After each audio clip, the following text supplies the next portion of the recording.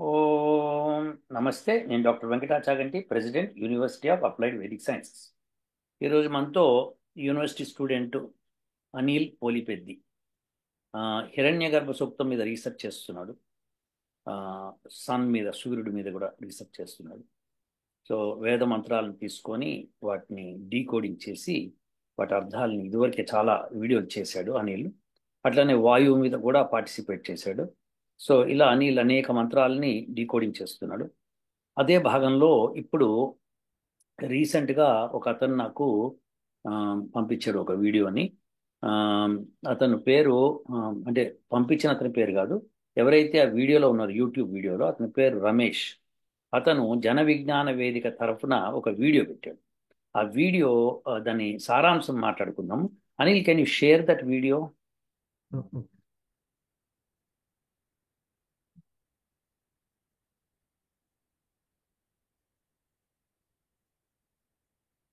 కనిపిస్తుంది sir screen. First of all, welcome Anil for the discussion. Notice. Sorry, I did not introduce you properly. So, no problem. anyhow, so this one is this person is JVV Ramesh. ఏమంటున్నాడు కింద statement ఏంటి చెప్పు? Did water exit even before earth? ఇక్కడ కింద description. అది earth కంటే ముందరే water ఉండిందా ఈ విశ్వంలో అన్న విషయము ఈయన ఏం కనుక్కోలేదు, కానీ ఈయన అమెరికాలో చేస్తున్న రీసెర్చ్ ఆధారంగా చేసుకొని ఆ విషయమే మాట్లాడాడు ఇక్కడ. సో ఇంకాస్త ముందుకు తీసుకెళ్ళి దీన్ని ఈ వీడియోలో ఏం చెప్తున్నాడు, ఇంకేమన్నా స్టేట్మెంట్స్ ఏమైనా ఇస్తున్నాడా?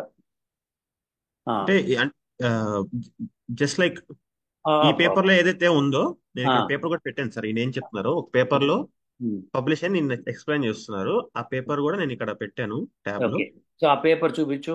యా, ఇది పెట్టాను. ఫస్ట్ పారాగ్రాఫ్ చదువు. ఇదైతే అసలు ఎవరిది ఇది చూపించు, ఈ వెబ్సైట్ పైకి వెళ్ళి తీసుకెళ్ళి. National radio astronomy observatory. Okay, NRAO, ఇది NRAO. అమెరికాలో ఉంది కదా. Yeah, very good, proceed. ఏమన్నా ఫస్ట్ స్టేట్మెంట్ ఏంటి చెప్పు? Scientists studying a nearby protostar have detected the presence of water in its circumstellar disk.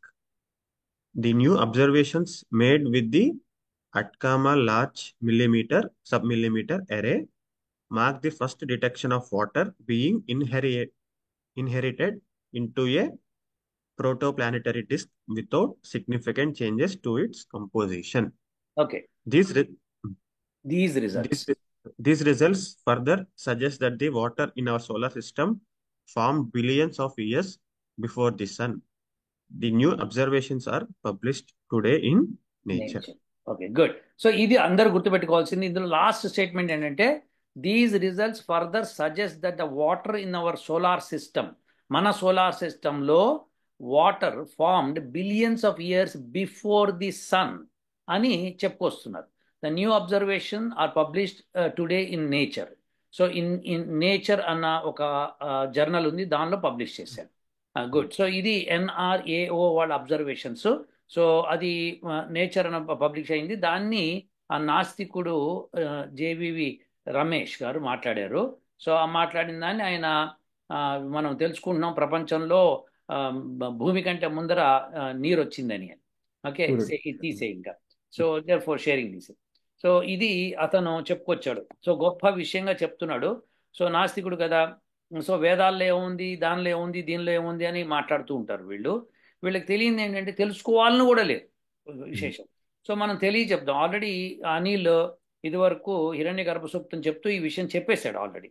ఈ వార్త రాకముందరే చెప్పేశాడు. సో దేర్ ఫోర్ దిస్ మనం చెప్పడమే కదా, ఆల్రెడీ వేదాల్లో ఉన్న మంత్రాలు ఉన్నాయి కదా, ఎప్పటి నుంచో కొన్ని వందల సంవత్సరాలు, వేల సంవత్సరాల నుంచి మన దగ్గర పడి ఉన్నాయి. సో దానిలో భాగంగా ఇప్పుడు మళ్ళీ ఒక్కసారి హిరణ్య గర్భ సూక్తము 7వ మంత్రము అనిల్ డిస్క్రైబ్ చేస్తాడు. ఏంటో మీరే చూడండి అసలు ఏముందో అందులో. Yeah,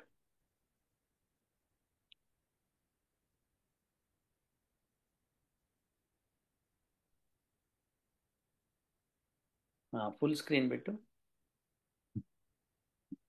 Is water before sun? University of Applied Vedic Sciences online. Yeah, so Dr. Venkatachaganti and and Anil Kumar Polipeddi. Good, very good. So is water before sun, సూర్యుడి కంటే ముందర నీరుందా అన్న విషయము ఇప్పుడు మనం ఒకసారి డీకోడింగ్ చేద్దాం మంత్రాన్ని. ప్రొసీడ్ అవ్వని. ఇది సార్, ఇది ఋగ్వేదము 10వ మండలము 121వ సూక్తము 7వ మంత్రము. ఓకే. దీనికి వచ్చి దేవత కహ, ఋషి హిరణ్యగర్భ, ప్రాజాపత్య, ఛందస్సు స్వరాట్రిష్టు, స్వర దైవత. ఇది మంత్రము. ఓకే. దీని పద విభజన ఆపహ హ యత్ బృహతి విశ్వం ఆయన్ గర్భం తధాన దధానాః జనయంతీః అగ్నిం తతః దేవానాం సం అవర్తత అసుః ఏకః కస్మై దేవాయ అభిషా విధేమ. Very good, very good. ఇది పద విభజన. ఇప్పుడు ఈ మంత్రం యొక్క అన్వయం అంటే దాన్ని ఎలా అర్థం చేసుకోవాలి అనే విషయాన్ని పదాలన్నిటినీ రీఅరేంజ్మెంట్ చేసుకుంటూ మనము అన్వయిద్దాం. అన్వయిస్తే ఎలా వస్తుందో తెలుస్తుంది.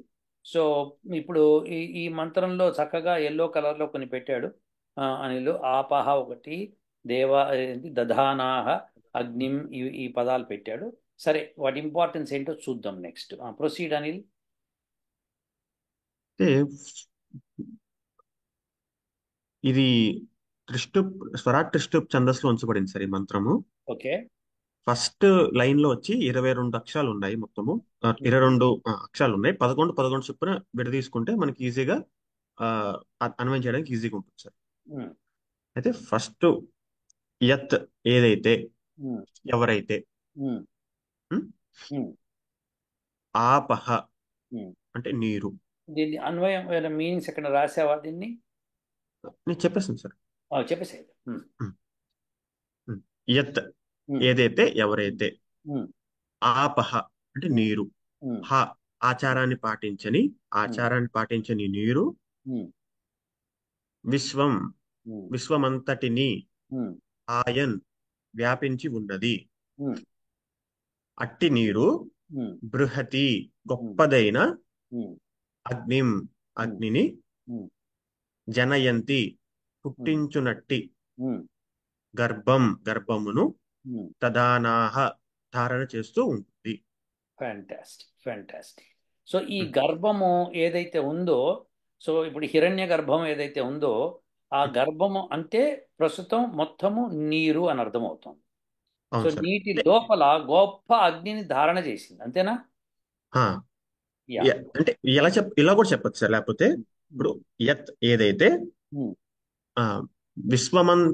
విశ్వమంతటిని, ఆయన్ వ్యాపించి ఉన్న,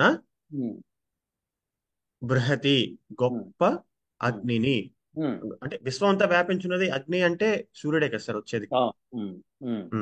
లేదంటే విద్యుత్ వస్తుంది, సూర్యుడు వస్తుంది.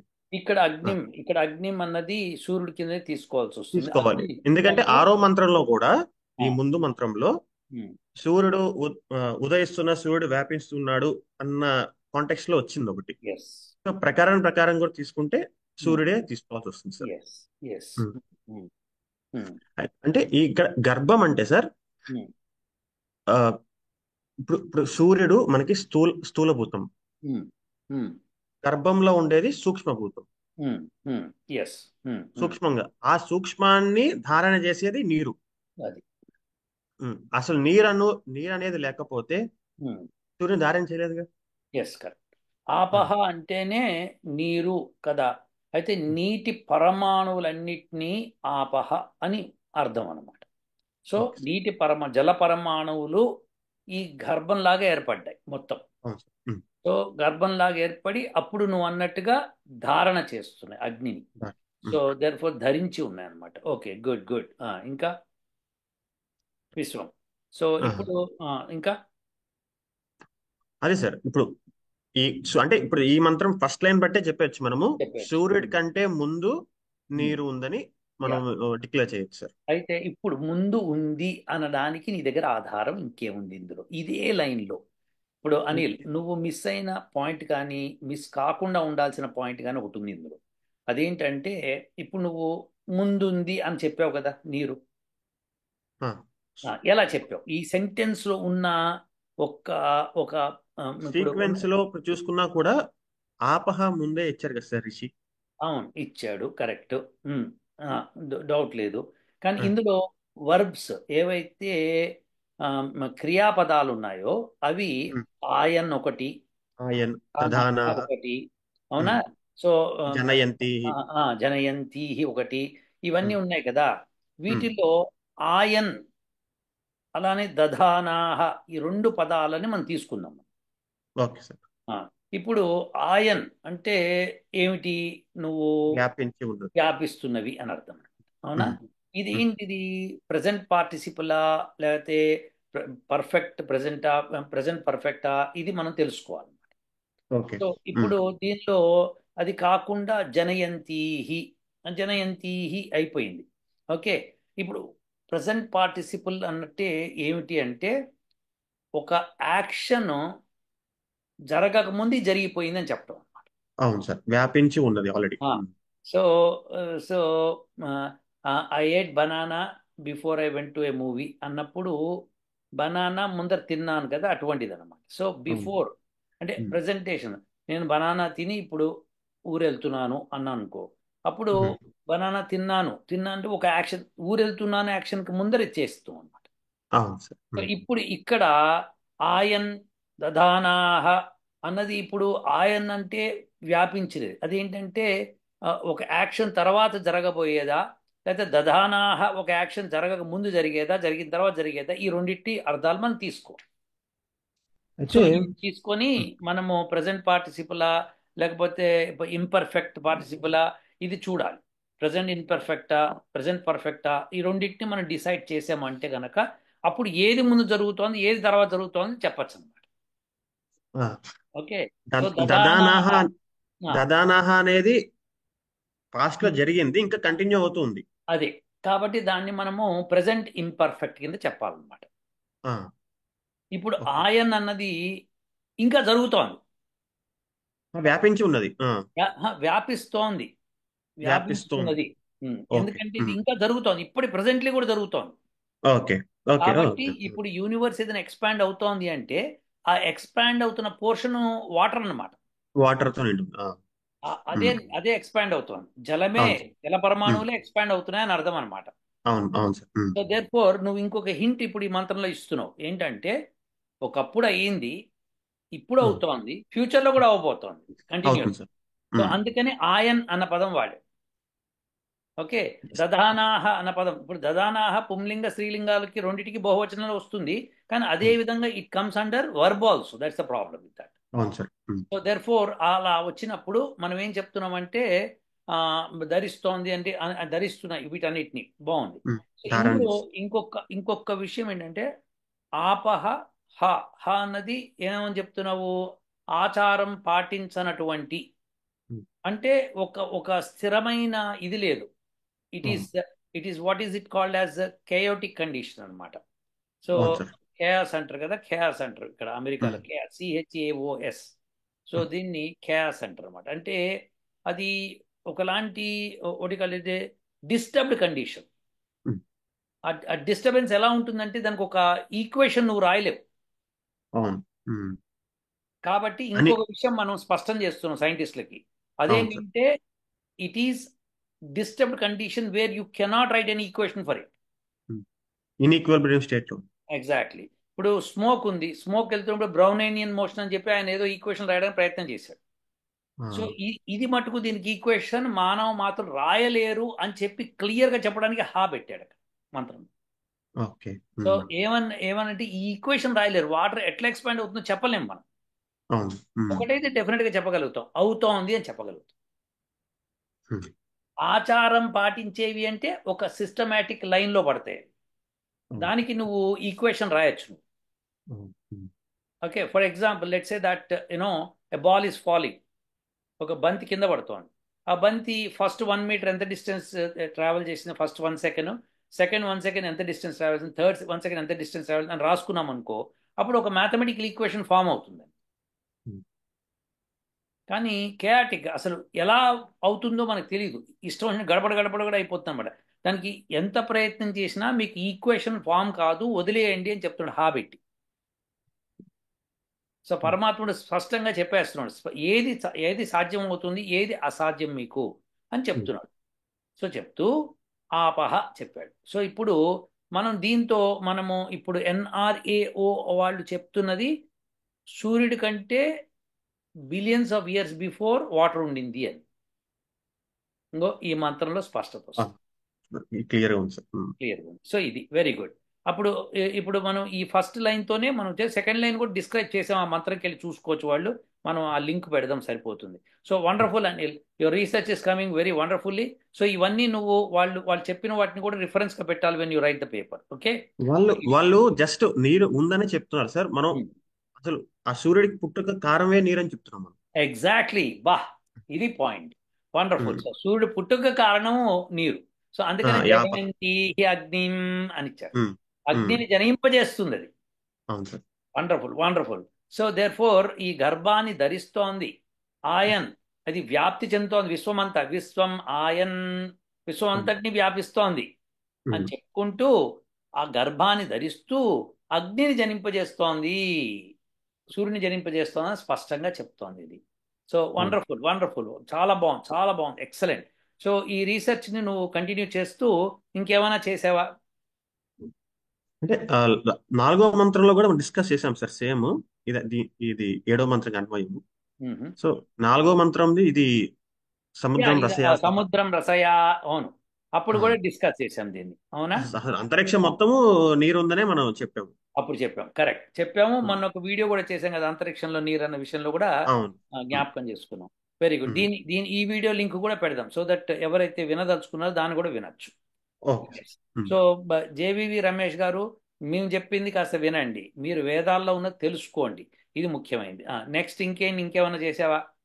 అయితే మనకి రోజు మంత్రపుష్పము బాగా తెలుగు రాష్ట్రాలు బాగా వ్యాప్తి చెందింది కదా సార్ ఇవి. ఎస్, మంత్రపుష్పం అన్నది ఏంటో కొద్దిగా నేను అందరికీ వివరిస్తాను. అందరికీ తెలిసిన విషయం ఏంటంటే గుడిలో సాయంకాలం పూట గుడి తలుపులు మూయక ముందర మంత్రపుష్పం చదువుతారు. ఉమ్, నేను నా నేను నీ వయసులో ఉన్నప్పుడో ఇంకా చిన్నప్పుడో ఆ, నేను కార్తీక మాసానికి మొత్తం ఒక మాసం అంతా నేను ఉపవాసం ఉంటా పగలంతా.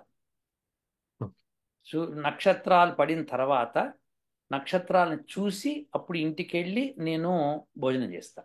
ఎక్కడ చూసేవాడిని నక్షత్రాలు? గుడిలో కూర్చొని చూసేవాడిని, గుడి దగ్గర గుడిలో ఉండి వెయిట్ చేసేవాడిని. సో అప్పుడు మంత్రపుష్పం వాళ్ళు ఎప్పుడైతే చదువుతారో అదంతా విని అప్పుడు ఆ నక్షత్రాలు చూసి ఇంటికి వెళ్ళి అప్పుడు భోజనం చేసేవాడిని. మళ్ళీ నెక్స్ట్ డే మళ్ళీ సాయంకాలం అప్పటిదాకా ఆ 24 hours భోజనం ఉండేది కాదు. ఓన్లీ లిక్విడ్స్ మీద ఉండేవాడిని అనమాట. లిక్విడ్స్ అంటే పాలు లేకపోతే చాయ్ లాంటిది తాగేవాడిని, అంతవరకే.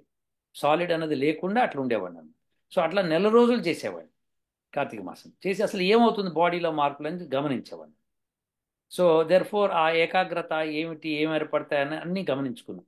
సో దానిలో ఆ మంత్రపుష్పాన్ని రెగ్యులర్గా వినేవాడిని, ఎందుకంటే అది అది వినందే ఇంటికి వెళ్ళకూడదు అనమాట. ఎందుకంటే అది అప్పుడే నక్షత్రం పడినట్టు లెక్క, అప్పుడు చూస్తే నక్షత్రాలు వస్తాయి, వచ్చిన తర్వాత ఇంటికి వెళ్ళేవాడిని. సో ఇది గుళ్ళో తతంగం ఎప్పుడు జరిగేదన్నమాట. సో ఇప్పుడు ఈ మంత్రపుష్పాన్ని నువ్వు ఇప్పుడు ఆ, సూర్యుడి కంటే ముందు నీరుంది అని చెప్పడానికి నువ్వు ఉపయోగిస్తున్నావా? ప్రయత్నం చేస్తాం సార్. ఇది మన మన స్టూడెంట్ ఒక ఆయన సివిఎస్ సుధీర్ బాబు గారు అని ఒక ఆయన ఉన్నారు. అవును, పంపించారు సార్ ఆయన లాస్ట్ టైం. పంపించారు. Yes, exactly. మీరు అది కూడా చూడండి కాస్త అని చెప్పారు అప్పుడు అవును. అంతరిక్షంలో జలం సంగతి చెప్పినప్పుడు. Very good, very good. చూపించు సరే.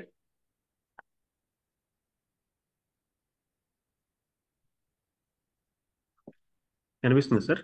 యా, కనిపిస్తోంది. ఆ, ఇది అంటే చాలా ఈ శ్లోకాలు ఉన్నాయి. నేను ప్రస్తుతానికి 3 పెట్టాను. అసౌ అన్నిటికీ వై తపన్న మాయతనాన్ ఆయతనవాన్ భవతి, భవతి అసో వై తపన్న మాపాయ తపన్న మాపాయ తపన్న మాపాయతనం ఆయతనవాన్ భవతి. ఇది కలిపి చదువుతున్నాం ఇక్కడ. ఇది చూసావా దీన్ని? స్పెల్ కరెక్టే ఉందా? అసౌవై తపన్నప ఇక్కడ మాయత. ఆసవ్ అని పడింది, అసౌ అని పడాలి యాక్చువల్గా అక్కడ. అసౌ వై తపన్నం, తపన్నం తపన్నప మపా, అది అక్కడ అపా రావాల్సింది అట్లా, కరెక్టే. మపా ఆయతనవాన్ భవతి. అక్కడ స్పెల్లింగ్ ఏమైనా మిస్టేక్ ఉందా? ఓకే, భవతి. ఓకే. యో ఆముష్య తపత ఆయతనం వేద ఆయతనవాన్ భవతి, ఆపో వా ఆముష్య, అముష్య తపత. ఇక్కడ అముష్య అంటే ఏమిటి తెలుసా? అసౌ అంటే ఏంటి? అసౌ అసౌ అంటే అంటే సూర్యుడు సార్. సూర్యుడు అని ఎలా చెప్పావు? అసౌ అన్నది అధస్ శబ్దానికి సంబంధించింది కదా. అధస్ అచ్చ. అంటే అదుగో అని చెప్పి చెప్పటం. ఆ, అంటే దగ్గరగా లేనిది, దూరంగా ఉంది, ఇంకా అగో ఉన్నది. అదిగో అల్లదిగో అని చెప్పటం. ఆ, కనిపించేది, కాకపోతే కనిపించేదాన్ని చెప్పటం. ఓకే.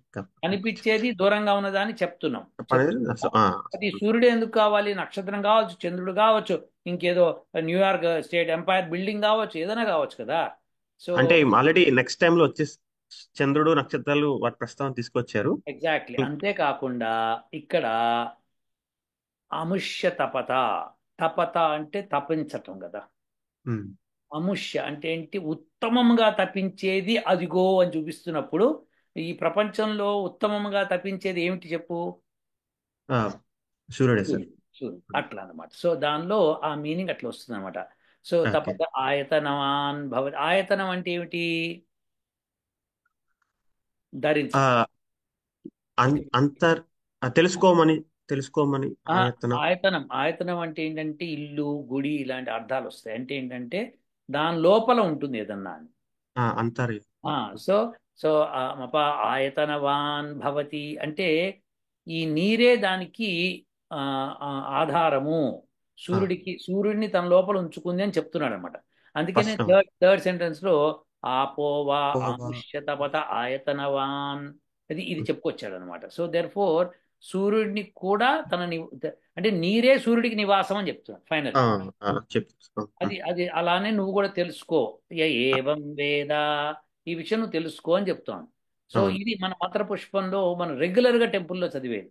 ఇది ఇప్పుడు అవును. కాదు, కొన్ని వందల వేల సంవత్సరాలు చదువుతున్నారు. ఉమ్, కాబట్టి ఇప్పుడు ఇప్పుడు ఎవరన్నా అప్పుడు సపోజ్ ఇప్పుడు ఎన్ఆర్ఏ వాళ్ళు ఆ, బయట పెట్టినప్పుడు మన వాళ్ళు ఎవరైనా చెప్పారనుకో, సూర్యుడు నీళ్ళల్లో ఉన్నాడు అని చెప్తే నవ్వి వాళ్ళు వెళ్ళిపోయేటోళ్ళు. ఎవరు? ఉమ్, ఈ జేవివి రమేష్ లాంటి వాళ్ళు కూడా. సో జన అవును సార్. విజ్ఞాన వేదిక లాంటి వాళ్ళు, నాస్తికులు కూడా. ఎప్పుడైతే ఎన్ఆర్ఏఓ వాళ్ళు చెప్పారో వెంటనే వాళ్ళు గొప్పగా చెప్తున్నారు. కానీ వేదంలో ఉందిరా బాబు, మీరు తెలుసుకోండి, ఇంత సింపుల్ ఉమ్, విషయం అన్నమాట. సో ఇప్పుడు పెద్ద పెద్ద టెలిస్కోపులు పెట్టి రీసెర్చ్ చేసి కనుక్కున్నది ఏంటంటే కొండను తవ్వేసి ఎలకని పట్టేస్తున్నారు వాళ్ళు. ఫైనల్ అవును. గా మనం ఉందిరా ఎలక ఆల్రెడీ ఉందని చూపిస్తుంటే, మీరు చూపించేది కాదు మాకు తెలుసు. నెక్స్ట్ పారాగ్రాఫ్కి వెళ్ళు.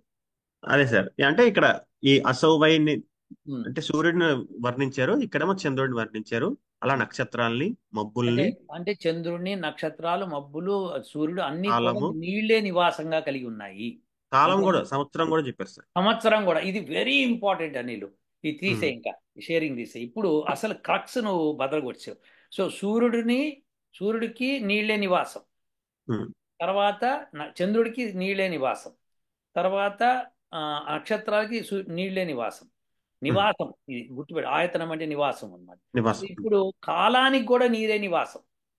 ఈ విషయాన్ని నువ్వు ఫోర్త్ మంత్రంలో హిరణ్యగర్భ అవును. సూక్తంలో, ఫోర్తా థర్డా? ఫోర్తే కదా.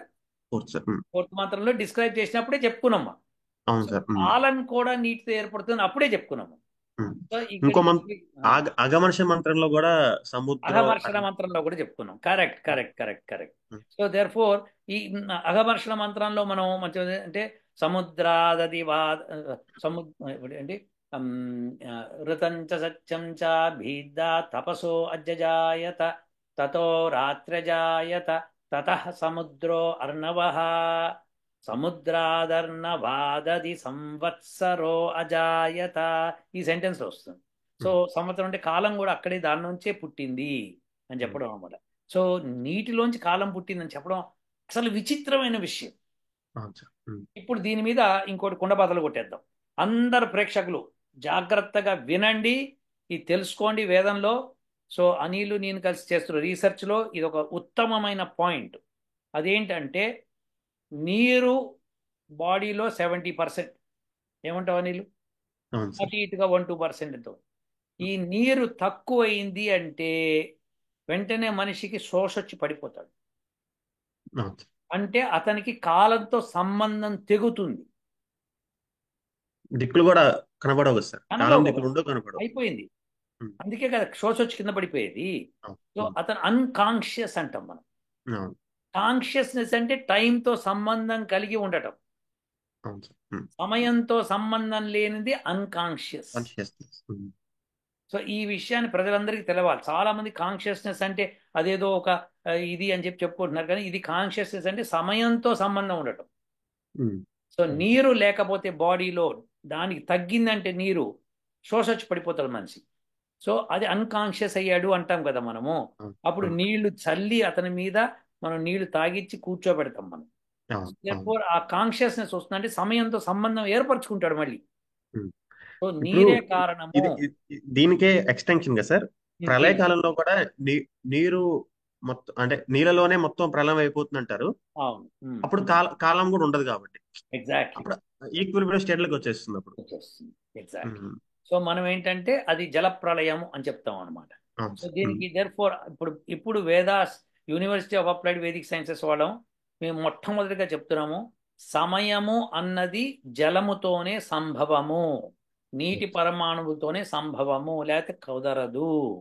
సో ఇన్ని మంత్రాలు తర్వాత మంత్రపుష్పం చూసి మీకు చూపించి ఎన్నో వేల వేల సంవత్సరాల నుంచి మన పూర్వీకులు ఋషులు చెప్పుకుంటూ వచ్చింది మళ్ళీ మీకు మేము చెప్తున్నాము. సో అందరూ కూడా ఈ వీడియోని, అనిల్ చేస్తున్న రీసెర్చ్ని తలా దిక్కుకు పంపించండి, పంపించి చూపించండి, చెప్పండి. సో దట్ మన వేదాల్లో ఉన్న గొప్ప రహస్యాలు తెలుస్తాయి. సో ఎస్పెషల్లీ ఈ నాస్తికవాదులు ఉన్నారు కదా, వాళ్ళందరికీ కూర్చోపెట్టి పిర్ర మీద 2 వేసి చెప్పండి ఇది విశేషం అని చెప్పి. సో దాంతో వాళ్ళకి అప్పటికన్నా బుద్ధి వచ్చి కాస్త వేదాలు చదవడం మొదలు పెడతారు. అలానే మన తెలుగు రాష్ట్రాల్లో ఉన్న ప్రజలందరికీ కూడా మీరు చక్కగా వేదాలు చదువుకుందుకు మా యూనివర్సిటీలో జాయిన్ అవ్వండి. మీరు ఇలాంటి రహస్యాలను కొత్తగా కనుక్కోండి, అద్భుతమైన జీవనం గడపండి. అనిల్, ఇంకేమైనా ఉన్నాయా? అంటే ఈ ఆపహ లక్షణాలు కూడా చెప్పారు సార్. అది నెక్స్ట్ వీడియోలో చేద్దాం. ఓకే. ఓకేనా? సో ఎందుకంటే ఇప్పటికే లెంగ్తీ అయింది కాబట్టి let's do it next time. Okay, ఈసారి వచ్చే వీడియోలో అనిల్తో చేసే వీడియోలో ఆపహ లక్షణాల గురించి మాట్లాడదాము. అప్పుడు మళ్ళీ తిరిగి కలుద్దాం. ఓకేనా అనిల్? ఓ